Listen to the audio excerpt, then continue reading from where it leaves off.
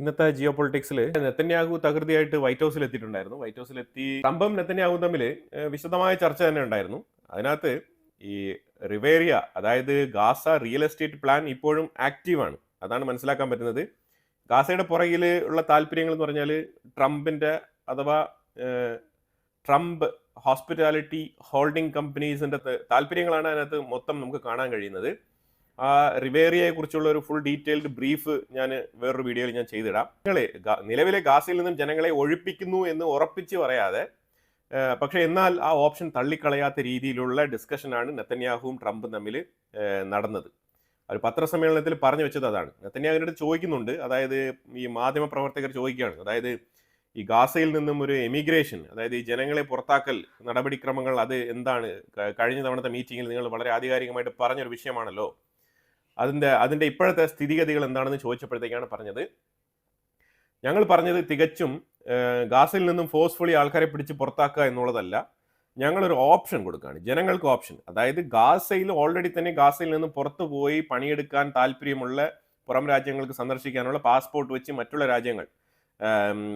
രാജ്യങ്ങൾ എങ്ങനെയാണോ ഒരു അമേരിക്കൻ പൗരൻ അല്ലെങ്കിൽ ഒരു ഇസ്രായേലി പൗരൻ എങ്ങനെയാണോ ജീവിക്കുന്നത്, പാസ്പോർട്ട് വെച്ചിട്ട് അവർക്ക് പുറം രാജ്യങ്ങളിലേക്ക് ജോലിക്ക് പോകാനും വരാനും ഇതുപോലെയുള്ള ആ ഒരു ഫ്രീഡം ഗാസയിലില്ല. ഗാസ ഒരു ജയിലാണ്. അവിടെ ജനങ്ങളെ കഴിഞ്ഞ 20 വർഷമായിട്ട് അടച്ചിട്ടിരിക്കുകയാണ്. അപ്പോൾ അവിടുത്തെ ജനങ്ങൾക്ക് ഒരു ഫ്രീഡം കൊടുത്തു കഴിഞ്ഞാൽ അവർ വളരെ ഫ്രീ ആയിട്ട് പോവുകയും വരികയും ചെയ്യും. അല്ലാതെ അവരെ നിർബന്ധമായിട്ട് പിടിച്ച് പുറത്താക്കലല്ല, അവരെ അവിടെ വെച്ചുകൊണ്ട് തന്നെയാണ് ഈ Gaza real estate plan execute ചെയ്യാൻ പോകുന്നത്. അതാണ് നമുക്ക് പൊതുവിൽ മനസ്സിലാക്കാൻ പറ്റുന്നത്.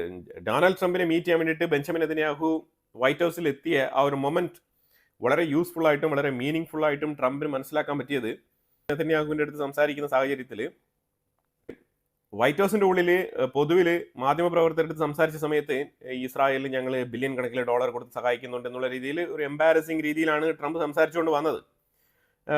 പക്ഷേ അതൊക്കെ നെതന്യാഹു കൃത്യമായിട്ട് കൗണ്ടർ ചെയ്ത് വളരെ സോഫ്റ്റ് ആയിട്ട് രണ്ടുപേരുടെയും ആ റിലേഷൻഷിപ്പ് വളരെയധികം ഇസ്രായേൽ അമേരിക്ക ഒരു ലോങ് ടേം റിലേഷൻഷിപ്പാണ്. അപ്പോൾ അതിനെ ആ രീതിയിൽ ബിൽഡ് ചെയ്ത് കൊണ്ടുവരാനാണ് ശ്രമിച്ചത്.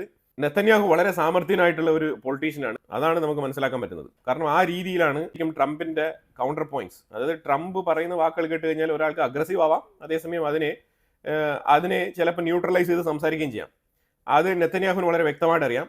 കറക്റ്റായിട്ട് അതിനെ ന്യൂട്രലൈസ് ചെയ്യേണ്ട സ്ഥലങ്ങളെല്ലാം ന്യൂട്രലൈസ് ചെയ്ത് വളരെ വ്യക്തമായിട്ട് തന്നെ ആ ഒരു പത്രസമ്മേളനം അവസാനിപ്പിച്ച് അവസാനം ട്രംപ് നെതന്യാഹുവിന് വൈറ്റ് ഹൗസിൽ വിരുന്നൊരുക്കിയിട്ടുണ്ട്.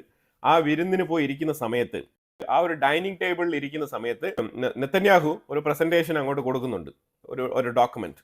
ആ ഡോക്യുമെന്റ് എന്താണെന്ന് പറഞ്ഞാൽ നൊബൽ പ്രൈസിന് ട്രംപിനെ നോമിനേറ്റ് ചെയ്തുകൊണ്ടുള്ള ഡോക്യുമെന്റ് ആണ് നെതന്യാഹു കൊടുത്തത്. അത് കൊടുത്തപ്പോഴത്തേക്കും ട്രംപ് വാവ് എന്നാണ് പറഞ്ഞത്. ആ രീതിയിൽ വളരെ ഹാപ്പി ആയിരുന്നു. എനിക്കിതറിയത്തില്ല, ഐ ഡോണ്ട് നോ ഈവൻ എന്നൊക്കെ പറഞ്ഞുകൊണ്ട് ഭയങ്കരമായിട്ട് അവിടെ നിന്ന് ഹാപ്പി ആവുന്നുണ്ട്. ആ മൊമെന്റ് ഞാൻ ഇവിടെ ഒരു വീഡിയോ ക്ലിപ്പ് തന്നെ ഇവിടെ ആഡ് ചെയ്യാം, നിങ്ങളൊന്ന് കണ്ടോളൂ. ആ മൊമെന്റ് മാത്രം ഒന്ന് കണ്ടോളൂ, ജസ്റ്റ് എന്താണ് ആ ഒരു ഈവന്റ് എങ്ങനെയാണ് നടന്നതെന്നുള്ളത്. And we're going to have a lot of great results, so it's great to have you. Thank you very much. Thank you. I want to express the appreciation and admiration not only of all Israelis, but of the Jewish people and many admirers around the world for your leadership of the free world, your leadership of a just cause,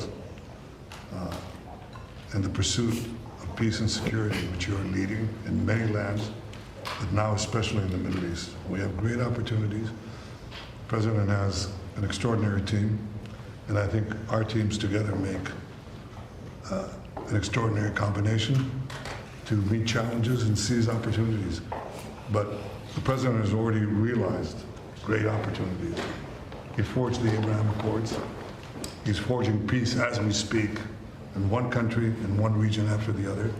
So I want to present to you, Mr. President, the letter I sent to the Nobel Prize Committee. It's nominating you for the Peace Prize, which is well deserved, and you should get it. Thank you very much. This I didn't know. Wow. Thank you very much.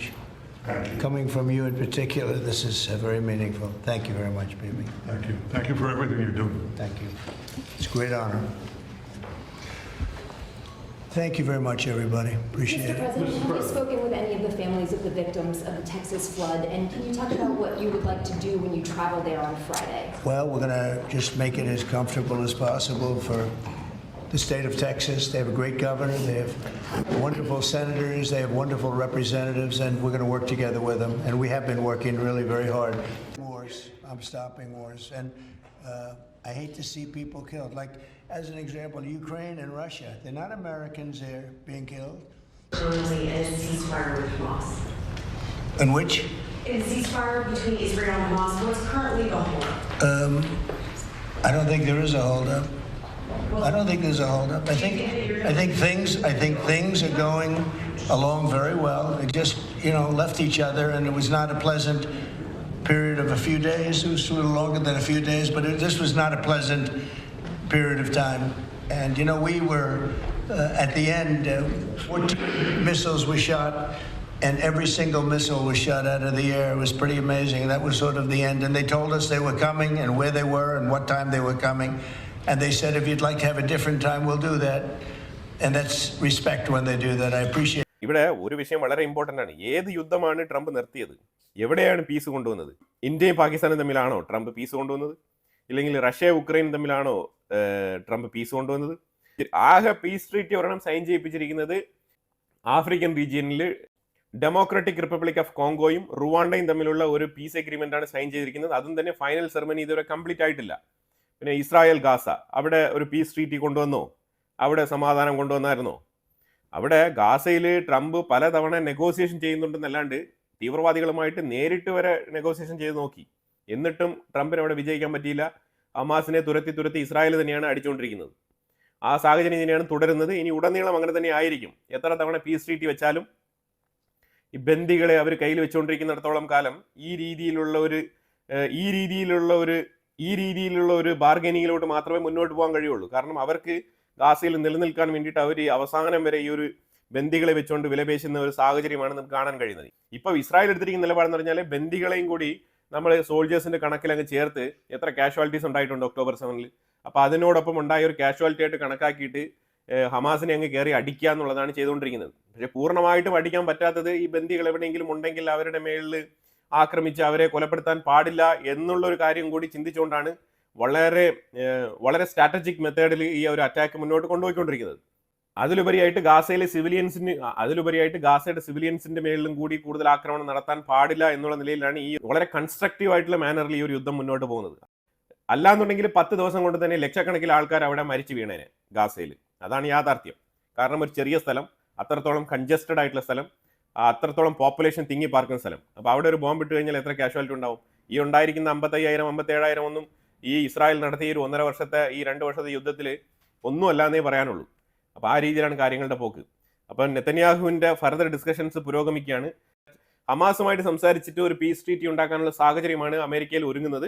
എന്തായാലും അതിനെക്കുറിച്ചുള്ള developments വരുന്ന മുറയ്ക്ക് ഞാൻ upload ചെയ്യാം. സമഗ്രമായ കുറച്ച് വിവരങ്ങളാണ് നമ്മൾ ഈ വീഡിയോയിൽ പങ്കുവച്ചത്. ഇതിനെക്കുറിച്ചുള്ള അഭിപ്രായങ്ങൾ കമന്റ് ബോക്സിൽ രേഖപ്പെടുത്തുക. കൂടുതൽ വിഷയങ്ങളുമായിട്ട് അടുത്ത വീഡിയോയിൽ വരാം. Thank you so much.